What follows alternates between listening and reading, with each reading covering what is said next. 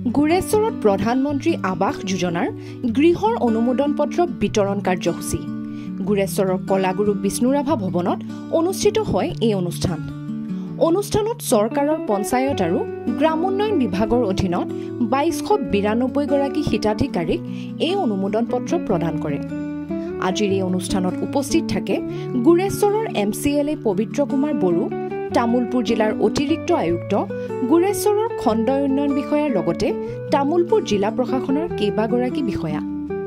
PMYG আঁচনিয়ে গ্ৰাম্যাঞ্চলৰ দৰিদ্ৰ ৰাইজক যথেষ্ট উপকৃত কৰাৰ লগতে যিসকল দৰিদ্ৰ লোকে এতিয়াও এই আঁচনিৰ অন্তৰ্ভুক্ত হোৱা নাই তেওঁলোকক পৰ্যায়ক্ৰমে এই আঁচনিৰ অন্তৰ্ভুক্ত কৰা হ'ব বুলি আজিৰ অনুষ্ঠানত মন্তব্য আগবঢ়ায় MCLA পবিত্ৰ কুমাৰ বড়োৱে।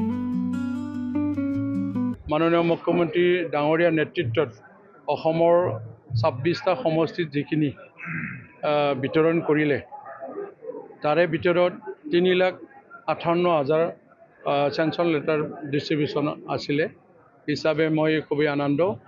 যিহেতু আমাৰ চৰকাৰৰ যিখিনি ঘৰ পাবলৈ সক্ষম হৈছে তাৰে ভিতৰত ২০ লাখতকৈ অধিক পৰিয়ালে মানে ঘৰ পাবলৈ সক্ষম হৈছে বুলি আমি জানিব পাৰিছোঁ।